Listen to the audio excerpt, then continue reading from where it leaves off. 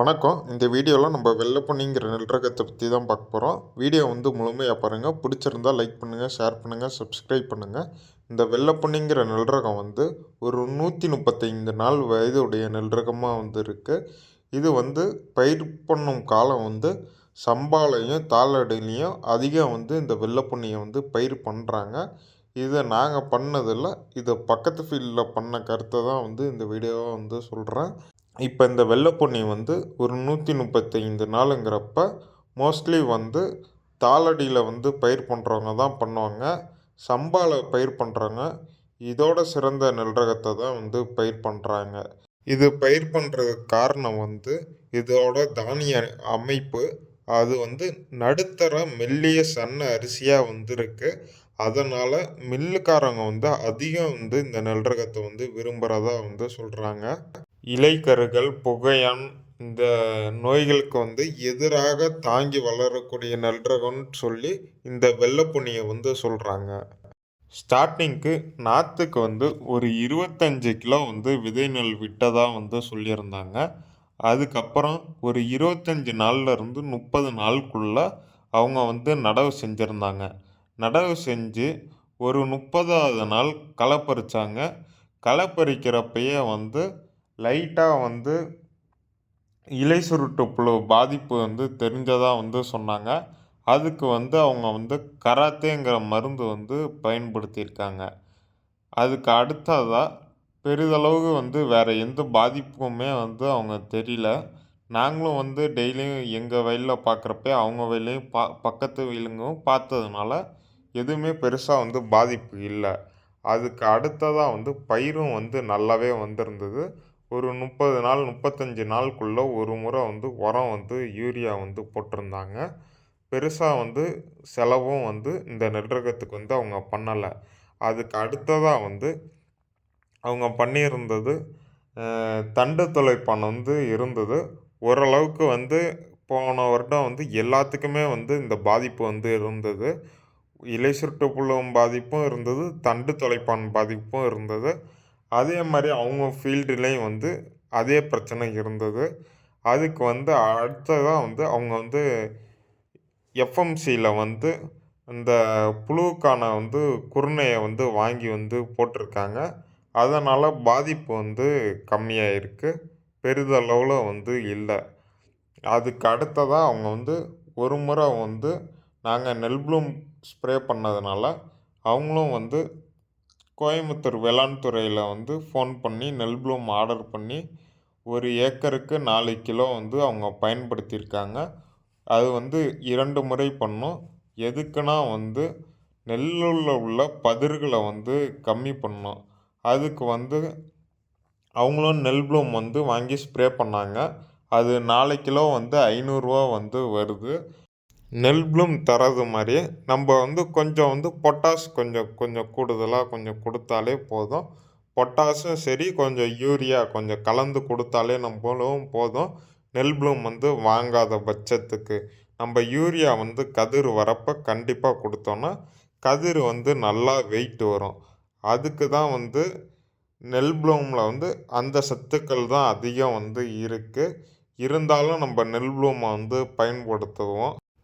இதோட வளர்ச்சிங்கிற பார்க்குறப்ப இடுப்பு உயரத்துக்கு வரையும் நல்லா வளரக்கூடிய தன்மையும் இருக்குது.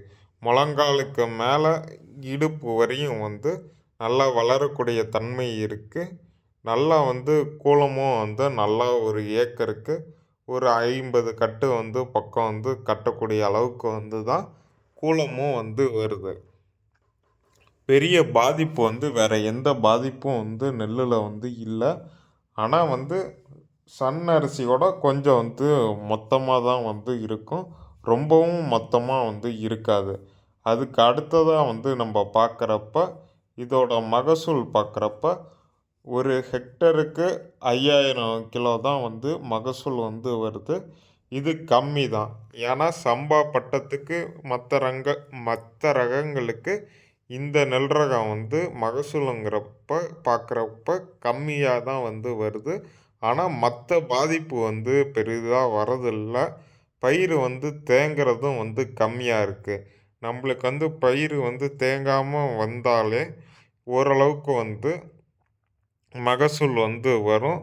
நாற்றுலேயே வந்து நடுறப்பயே வந்து நம்ம ஓரளவுக்கு ஒரு 6 பயிர் 7 பயிர் வந்து நடவு செஞ்சால் தான் வந்து நல்லா தூர் கட்டி வருமே. அப்போ தான் ஒரு ஹெக்டருக்கு 5000 கிலோ வந்து நம்ம மகசூல் எடுக்க முடியும். ஒரு ஏக்கருக்கு கணக்கு பண்ணுறப்ப 62 கிலோ மூட்டையில் ஒரு 33 மூட்டை வந்து நம்ம மகசூல் வந்து எடுக்கலான்னு வந்து சொல்கிறாங்க. மகசூல் எடுத்தப்ப நாங்கள் கணக்கு பண்ணல, கேட்கல. அது கேட்குறது தவறுதனால நாங்கள் கேட்கல. இவ்வளோ தான் மகசூல் வந்துதான்னு நாங்கள் கேட்கல. ஆனால் ஃபீல்டு வந்து நல்லாவே இருந்தது. குறைஞ்சது 33 மூட்டைக்கு வந்து குறையில்லாம மகசூல் வந்து வந்திருக்கும். ஏன்னா தமிழ்நாட்டு வேளாண் துறையிலே அவ்வளோதான் வந்து சராசரி மகசூல் சொல்கிறாங்க. அதை விட நம்ம சராசரி மகசூலை விட நம்ம ஜாஸ்தி எடுக்க முடியாது. ஒரு 4 மூட்டையோ 2 மூட்டையோ வேணால் கம்மியாக தான் எடுக்கலாம். அதுக்குன்னு ரொம்ப கம்மியாகவும் எடுக்க முடியாது. ஏன்னா கடந்த ஆண்டு வந்து கொஞ்சம் பாதிப்பு இருந்தது. இலை சுருட்டு புழுவும் சரி, தண்டு துளைப்பானும் சரி. ஆனால் புகையான் போன்றது வந்து பெருசாக வந்து பாதிப்பு வந்து இல்லை.